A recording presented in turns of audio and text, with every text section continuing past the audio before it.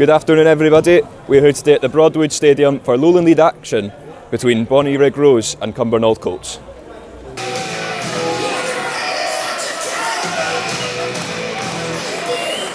It's been long overdue, but Bonnyrigg Rose are back in action, and Jonny Stewart's first lineup of 2026 is as follows. Number 1, Ross Connolly. Number 3 and captain, Neil Martinook. Number 5, Kieran Somerville. Number 6, Jay McGarva. Number 7, Alison Jones. Number 8, Cal Higginbotham. Number 9, Cammy Ross. Number 10, Lee Curry. Number 11, Billy King. Number 22, Cal Connolly. And number 23, Danny Dovey. So Joshua Jack gets us underway for the hosts. Forward one of Alison Jones, but didn't quite make it, and now Joshua Jack's got a bit of space to operate, and he's found a dangerous ball. It's a chance. Big appeals for a penalty there, but contact looked relatively minimal. But he's dispossessed now. That's a dangerous ball for Jack Devlin. And coming onto it was Daniel Hatfield, who looked to wrap one into the top corner, but couldn't quite find the perfect contact, and it sails over the bar. Bonnyrigg set piece specialist will deliver towards the back post, and Cal Connolly was the man who attacked as he looked to repeat the trick. I think it was cleared off the line in the end. So close to the opening goal on that occasion.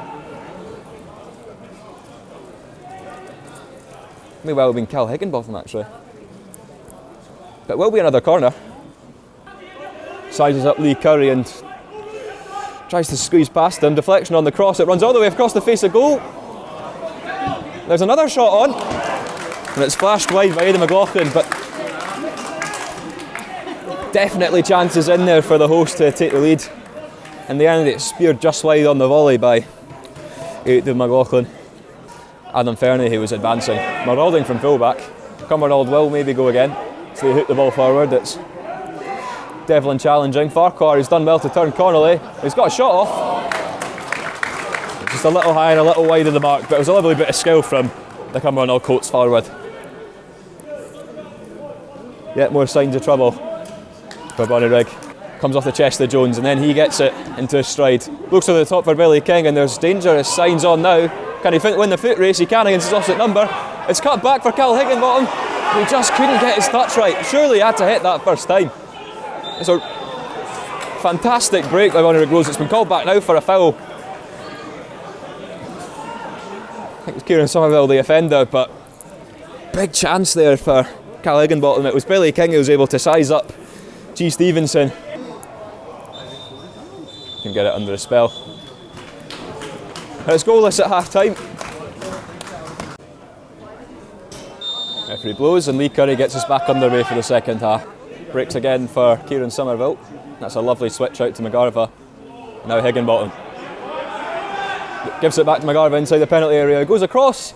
And it's been missed, has it? Cammy Ross was the man lurking, but the referee signalled for a corner. There may well have been a fantastic intervention in there. Look, for all the world that Cammy Ross was going to tap it in for what he does best. Didn't have too much to shout about in the first half in his regard. But Cumbernauld will go the other end of the park. It's Aidan McLaughlin, a bit of space, and he's going to have a shot, and that's a great diving save by Connolly to turn that one away. It will be a corner. They broke so quickly there, Cumbernauld. It made its way to Aidan McLaughlin, who in fact had a left-footed drive from maybe 20 yards out and forced Connolly into a fine save down to his left. Fernie on the right-hand side, and he's got plenty of space to drive into. And he finds Farquhar just inside the penalty area, and Connolly did really well to gather the second ball after closing down the angle for Farquhar, who's shown that he can get in behind and be a danger. Just tried to drive it underneath Connolly. Plenty of yellow shirts floating around at the back post, but they're on the move now. It's Jack's ball in, and Josh Farquhar had found himself completely free in the middle and just couldn't get any meaningful contact on the ball. It's a glorious opportunity, I have to say, any sort of contact, and you're talking about Bonnyrigg falling behind on that occasion. So Lee Curry will deliver. Goes all the way in towards the back post. Is it in? It is! Not quite sure who got the final touch. Cal Higginbotham's leading the celebrations. It was a really dangerous ball in from Lee Curry towards that back post. It may well have swung all the way through. There's some sort of contact at the end. Does anyone? It's anyone's guess who's made it into the back of the net on that occasion. But Bonnyrigg Rose won't care one bit. They have a valuable lead.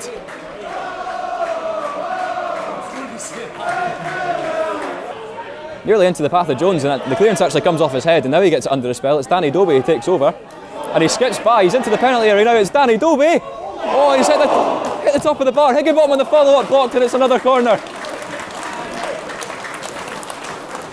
It was Alisson Jones who got the ball in the middle of the park, maybe 20-30 yards from goal. Danny Dobie just taking over. It was a lovely drive into the penalty area and a great effort across the face of goal. Clips the top of the crossbar, and Cal Higginbottom on the follow-up. Had plenty of the goal to aim at, albeit from a tight angle. Plenty of players on Ross Connolly. It's another ball goes in, it's off the top of the crossbar. Inches away from a Cumbernauld Colts leveller. It will be a goal kick, but was that the chance to equalise? I think it was. And it is now. Well, it wasn't the cleanest of displays, but after 25 days out of action, Bonnyrigg Rose are back playing games. They're back winning games. Their unbeaten run in the league extends to 12 games. And through dramatic, scrappy circumstances, Cal Connolly's the hero yet again, as he popped up late on to steer home a Lee Curry corner and seal 3 points once more for Bonnyrigg Rose. It's full time here at the Broadwood Stadium. Cumbernauld 0, Bonnyrigg Rose Athletic 1.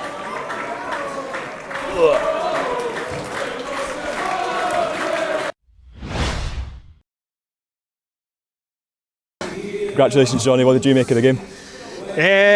Massive 3 points for me. I didn't think it was much of a game. I felt you could tell we've not played for over 3 weeks. I just felt we're slightly off it. I don't want to use that as an excuse because Cumbernauld are the same. They've obviously not played a lot of games over the course because of the weather. But I just felt we weren't as slick or as sharp as we have been, and it was disappointing. But they showed massive character again. Massive character to go and get a big 3 points. I said it to him before the game, for me this was our biggest 3 points of the season so far, all things considered. Obviously the breaking games, and you question if that momentum will kind of go.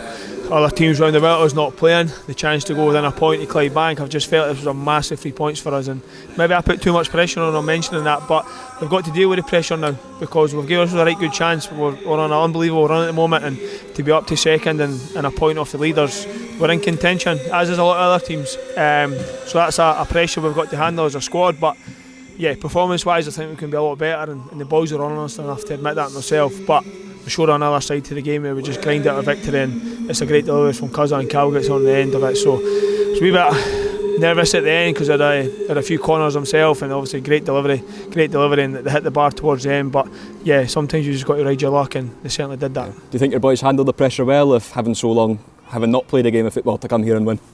Yeah, as I said, mentally and physically it's tough. You kind of lose your sharpness, and the run that we were on, we just want the games to keep coming thick and fast. Obviously we're on a good run and we just want to keep playing week to week, but you can't control the weather, so to go this length of time without a game, as the majority of teams have, to be fair, it's difficult. We've tried to train as much as we could, we've tried to organise bounce games, but the weather's kind of postponed them as well, so it's just about trying to keep them as sharp as possible at training, and I felt we're just slightly off it, but look, put that to bed now. That's the rustiness gone. It's a big 3 points. We'll look forward.